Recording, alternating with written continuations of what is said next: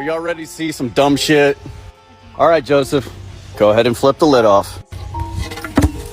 Hey, Joseph, what are they insulating their well with? Carpet. Carpet? And it looks like vehicle carpet. Oh my God. Let's pull the carpet out. Is this a hoodie? That, Oh, no. I was just gonna say. Is that foam? Yes. Wow.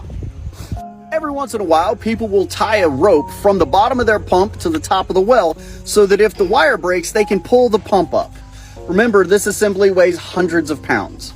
These people tied a shoestring. Listen, it's okay if you don't know how to do it the right way. Just call somebody and stop trying to fake it until you make it.